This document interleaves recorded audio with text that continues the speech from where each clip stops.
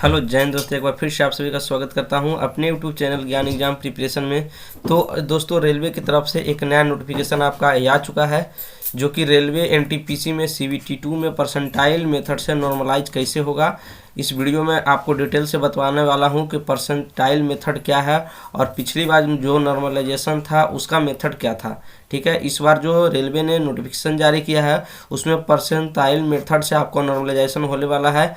करा अब आरआरबी और आरआरसी एग्ज़ाम कैसे लिया जाएगा, आपका किस आधार पर आरआरबी और आरआरसी एग्ज़ाम लेगी, सारा कुछ मैं इस वीडियो में आपको डिटेल से बताने वाला हूं। परसेंटाइल मेथड का फॉर्मूला क्या होता है और किस तरह से स्कोर इसमें बढ़ेगा, सारा कुछ मैं इस वीडियो में आपको मैं बताने वाला हूं। तो वीडियो के एंड तक जरूर बने रहना। यदि आपने अभी तक चैनल को सब्सक्राइब नहीं किया है तो चैनल को सब्सक्राइब कर बेल आइकन को दबा दीजिएगा, ताकि आने वाला वीडियो का नोटिफिकेशन आपको सबसे पहले मिल सके। तो चलिए हम शुरू करते हैं इस वीडियो को और जानने की कोशिश करते हैं कि सबसे पहले जो आपका नोटिफिकेशन है उसमें क्या कहा गया है। जैसे यहाँ पे देखिएगा, ये तो 20 टाइम रिजल्ट की बात किया है कि 20 time unique candidate battery shortlist with पे लेवल वाइज सेकेंड स्टेज है ना, कंप्यूटर बेस्ड टेस्ट CVT 1।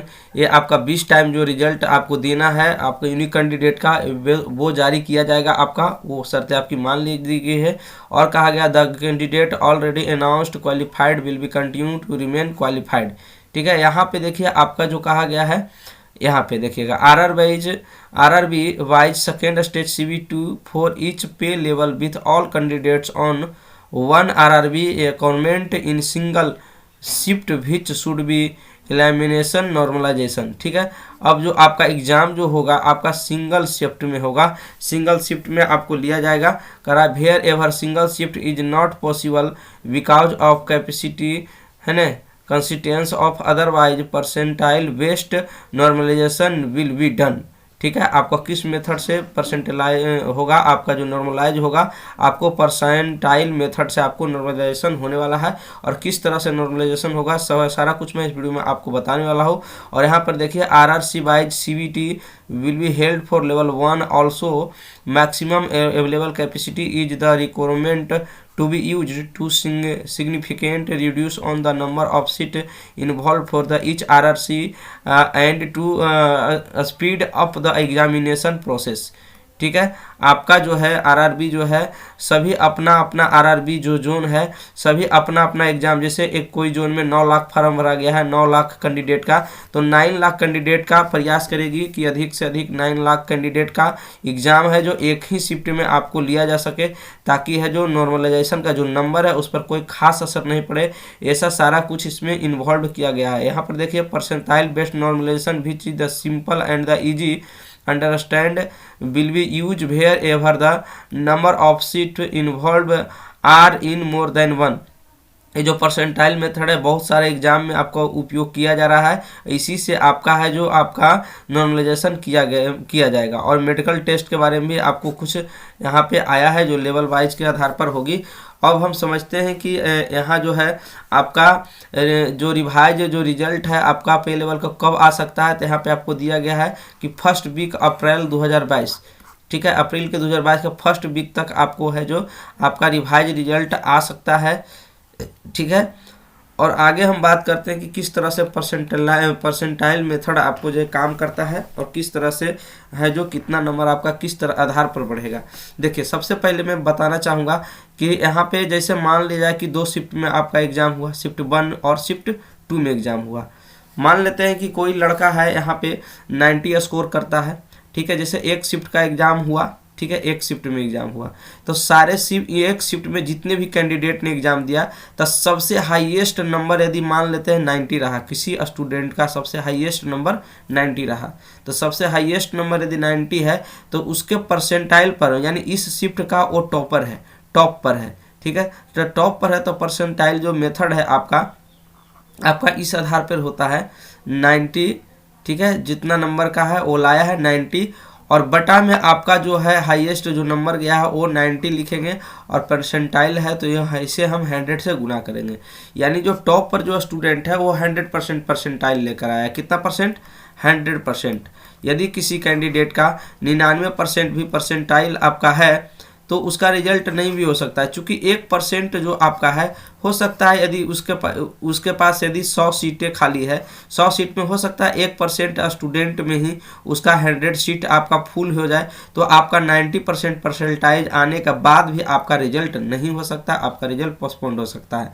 तो जो 100% है, हो सकता है 100% और भी लड़का को परसेंटाइल आपका 90 नंबर, बहुत सारे स्टूडेंट को भी आ सकता है। तो यदि आपका 99% परसेंटाइल भी आ रहा है तो उसमें आपका हो सकता है रिजल्ट नहीं भी आपका हो सकता है। ठीक उसी तरह से यदि मैं ये जो परसेंटाइल है, इसमें मान लिया 10 कैंडिडेट को किया गया था, मान लेते हैं कि सेकेंड स्टूडेंट जो है यहाँ से 88 नंबर लेके आता है। कितना नंबर? 88 नंबर लेके आता है। तो यहाँ पे जो 88 नंबर है, ठीक है, और यहाँ पर जो इसका परसेंटाइल जो हम निकालेंगे, इसमें आप कितना भी नंबर लेकर आइए, कोई मायने नहीं रखता है कि 90 नंबर लाए, 88, 85, 83, इस नंबर से आपको कोई मायने नहीं रखता है कि आप कितना नंबर लाए। यहाँ पे आपका रैंक मायने रखता है।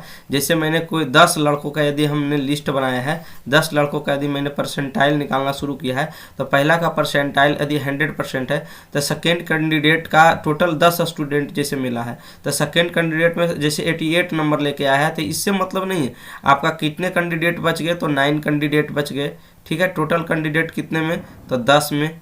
ठीक है, और परसेंटाइल के लिए हम 100 से गुना करेंगे। इसी आधार पर मैं इसका परसेंटाइल निकालूं तो आपका 90 मार्क्स आएगा। यहाँ पर देखिए यदि किसी तीसरे स्टूडेंट को यदि 85 नंबर आता है, तो यहाँ पे देखिए आपका कितने स्टूडेंट अब रह गए, यहाँ पे आपका 80 स्टूडेंट रहे, 8 स्टूडेंट। ठीक है, टोटल 10 स्टूडेंट में अब परसेंटाइल निकालेंगे, 100 से गुना करेंगे, यानी 80% परसेंटाइल के आपका साथ होगा। ठीक उसी तरह से यदि कोई सेकेंड शिफ्ट में यदि होता है, यदि आपका फर्स्ट शिफ्ट आपका ईजी भी आया है, ठीक है, यदि आपका फर्स्ट शिफ्ट ईजी भी आया है, तो यहाँ पे टॉप पर रहेंगे। ठीक है, 90 नंबर जो लेके आया है इसको 100% परसेंटाइल है। यदि सेकेंड शिफ्ट थोड़ा सा हार्ड आया है, हो सकता है फर्स्ट शिफ्ट में पूरा तेज स्टूडेंट बैठे होंगे। ठीक है, हो सकता है सेकेंड स्टेज जो एग्जाम हुआ है सेकेंड शिफ्ट में, हो सकता है थोड़ा सा डफर प्रकार के लड़के बैठे हैं, थोड़ा सा कम नॉलेज वाले हैं, तो कम स्टूडेंट 70 स्कोर करके भी आपका देखिए 100% परसेंटाइल है। यहाँ पर आप 88 नंबर करके भी आप 90% परसेंटाइल पर रहेंगे। ठीक है, यही फॉर्मूला से आपका परसेंटाइल मेथड आपका काम करेगा। जैसे सेकेंड शिफ्ट में यदि एग्जाम होता है, यदि शिफ्ट हार्ड था तो सेकेंड शिफ्ट में टॉपर लड़का को चुना जाएगा, यानी टॉपर लड़का यदि 70% परसेंटाइल 70% नंबर यदि लाता है, 70 नंबर लाता है, तो इनका जो परसेंटाइल होगा तो 10 और बेटे 10 और गुने 100, यानी ये 100% परसेंटाइल लेकर आते हैं।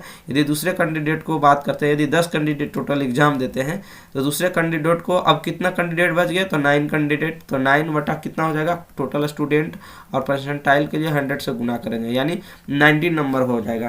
तो इस आधार पर आपका परसेंटाइल मेथड आपका नंबर बेसिस पर नहीं बल्कि आपका रैंक के आधार पर परसेंटाइल मेथड आपका काम करता है, और इसी आधार पर आपका इस बार है जो करवाया जाएगा। और आरआरबी प्रयास करेगी कि यहाँ पे जो एक ही साथ एक ही जोन का एग्ज़ाम है जो एक ही दिन में कंडक्ट करवाया जाए, जिससे कि परसेंटाइल पर कोई खास असर नहीं पड़े।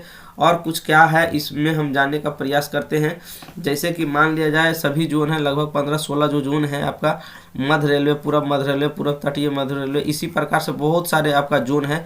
मान लिया जैसे मध्य रेलवे में इतना जो आपकी वैकेंसी आपकी थी, इतना पद पर टोटल, ठीक है 9000। मान लिया यहाँ पर 9 लाख लड़कों ने इस फॉर्म को फिलअप किया था, तो आपको जून वाइज आपका एग्जाम करवाया जाए। जैसे 9 लाख लड़के हैं, हो सकता है यदि 4 लाख करके 4 लाख करके भी यदि एक शिफ्ट में यदि एग्जाम लिया जाए, इसे 2 शिफ्ट में बनेंगे। ठीक है, फर्स्ट शिफ्ट और सेकेंड शिफ्ट में भी यदि एग्जाम लिया जाए, तो इसे 4 लाख लड़के करके 2 शिफ्ट में यदि एग्जाम लिया जाएगा, तो इस पे परसेंटाइल पे जो पढ़ने वाला स्टूडेंट है उनका होगा ही। इससे कोई ज़्यादा नॉर्मलाइजेशन पर आपका अंतर नहीं पड़ेगा। पहले क्या था कि किसी का 10 नंबर बढ़ रहा था, किसी का 15 नंबर, किसी का 20-25 नंबर तक भी बढ़ रहा था, और वो जो नॉर्मलाइजेशन का जो सिस्टम था वो कहीं ना कहीं हमारे तो समझ से बाहर है। किसी को भी नहीं समझ में आता था कि किस आधार पर ये लड़के को नंबर बढ़ाए जाते थे। तेज स्टूडेंट भी रहने पर भी उनका रिजल्ट नहीं होता था, उनसे कम जानने के वाला का भी आपका रिजल्ट हो जाता था। किस आधार पर नॉर्मलाइजेशन होता था वो किसी को भी नहीं समझ में आता था। लेकिन परसेंटाइल मेथड उससे कहीं ईजी मेथड है, और इसमें मैक्सिमम लड़के को आपको बेनिफिट आपको होने वाला है। तो आरआरबी यदि 2 शिफ्ट में एग्जाम लेती है, तो दोनों में से रैंक के आधार पर आपका सभी लड़के को वो चयनित करने का काम करेगी। तो यहाँ से आपका इस तरह से आरआरबी में जिस जोन से भी आप फॉर्म डाले हैं, कितना फॉर्म फिलअप किया गया है, उस आधार पर आपका जोन बाइज जोन आपका है जो एग्ज़ाम आपका कंडक्ट रेलवे कराएगी। Thank you.